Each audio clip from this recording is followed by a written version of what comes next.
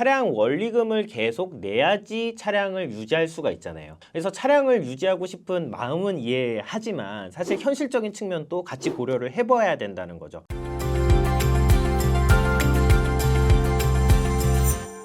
안녕하세요, 김은찬 변호사입니다. 많은 분들과 상담을 해보다 보면은요, 변호사님 저 개인회생 진행을 하는데 차량을 꼭 지키고 싶습니다 라고 말씀을 주시는 분들이 많아요. 그래서 이 부분에 대해서 한번 좀 설명을 드려볼까 하는데, 사실 차량을 지키는 게 꼭 유리한가에 대해서도 좀 한번 말씀을 드려보겠습니다. 차량을 가지신 분들 중에서 이제 그 차량을 담보로 제공을 하고 대출을 받으신 분들이 있어요. 차량 담보 대출이 되겠죠. 그래서 내가 차량 담보 대출을 받았는지는 차량 등록 원부를 발급받아 보시면은 조회가 가능한데, 거기 차량 등록 원부 을구에 그 대출 관련된 내용이 기재되어 있으면은 담보대출이고요. 그게 없으면은 신용대출이 되는 거예요. 그래서 차량 신용대출을 받으신 경우에는 사실은 그냥 개인회생 채권에 넣으시고 차량을 이용을 하시는데 아무런 문제가 없어요. 근데 담보대출을 받은 경우가 문제가 발생하거든요. 그래서 오늘은 담보대출을 받은 경우에 대해서 좀 중점적으로 설명을 드릴 건데, 원칙적으로 차량을 담보로 제공했잖아요. 내가 돈을 못 갚으면 이 차량을 담보로 제공을 하고 차량을 환가해서 돈을 가져가세요가 담보대출이잖아요. 그러니까 개인회생에 들어가서 내가 원리금을 갚지 않으면 채권사는 차량을 공매할 거예요. 공매를 한다는 게 차량을 가져가서 그걸 넘기고 그걸 환가해서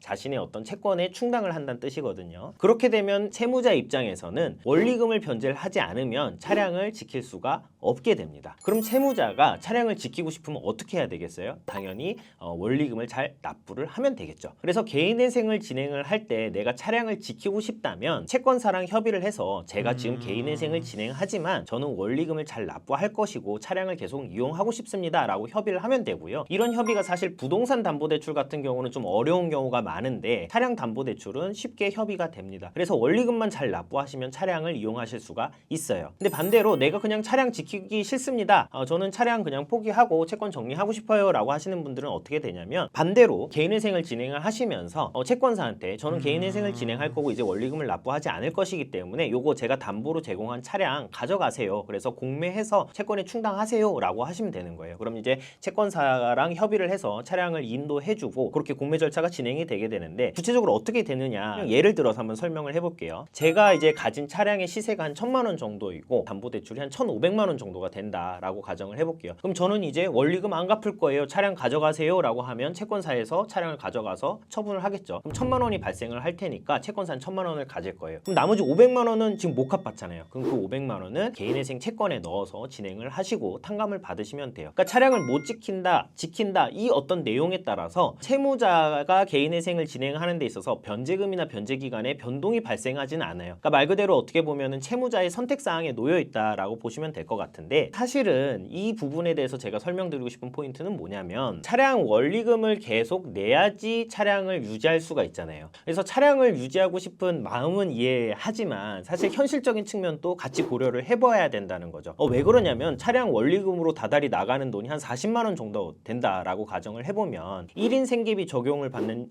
채무자 분께서는 153만 원으로 생활을 해야 되는데 차량 원리금으로 40만 원이 나가야 되는 상황인 거예요. 그럼 실질적으로 110만 원으로 생활을 하셔야 되는데 그 생활이 굉장히 타이트하겠죠. 그리고 타이트한 걸 넘어서서 개인회생 절차 변제금을 납부하는데도 굉장한 악영향이 있을 수가 있어요. 전국적으로 변제금을 잘 납부하지 못하게 된다면은 개인회생 절차 자체가 폐지가 될 수도 있겠죠. 그래서 많은 상담을 해보면 차량을 지키고 싶어 하는데 차량의 시세는 한 뭐 500만 원 정도인데 담보대출은 1,500 정도가 되는 경우가 있어요. 그러면 내가 500만 원짜리 차량을 타고자 1,500만 원짜리 대출을 계속 갚아나가는 건 어떻게 보면 굉장히 비합리적인 선택이 될 수 있거든요. 그래서 저는 가급적이면은 그냥 차량은 공매 처분을 하시고 개인회생 절차 안에서 다 정리를 하시라라고 안내를 드려요. 그럼 그렇다고 해서 차량을 새로 구매를 못 하느냐? 그건 아니거든요. 지금 내가 담보대출로 제공한 차량은 그냥 개인회생 절차에서 정리를 하시고 개인회생 진행 과정에서 예상되는 어떤 경제 소득 수준 등을 고려해서 생활에 맞는 차량을 새로 구매를 하시는 게 합리적인 선택이 될 수 있다라는 말씀을 드리고요. 차량 같은 경우에 사업에 필요한 분들이 있어요. 차량의 유지를 위해서 필요한 수리비라든가 그다음에 유류 비용, 그다음에 보험료 같은 경우는 내가 소득을 발생시키기 위해서 고정적으로 들어가는 비용이잖아요. 어떻게 보면은 사업자의 관점에서 본다면은 고정비의 항목이에요. 그렇기 때문에 이런 분들은 어떤 추가 생계비로 편성을 해서 인정을 받을 수 있고요. 경우에 따라서는 내가 버는 소득에서 그 부분은 공제를 하는 거죠. 그래서 매출에서 고정비로서 공제하고 소득 자체를 낮추는 형태로 상태로 보전을 하기도 해요. 그래서 그런 부분들은 당연히 충분히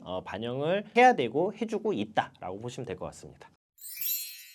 차량의 어떤 유지, 그 다음에 처분에 대해서는 각기 다른 상황이 있기 때문에 채무자분께서 하셔야 되겠지만 이 영상을 잘 참고하셔서 가장 이득이 되고 합리적인 선택을 하실 수 있기를 바라겠습니다. 오늘 영상 여기까지고요. 다음번에 더 좋은 영상으로 찾아뵙겠습니다. 감사합니다.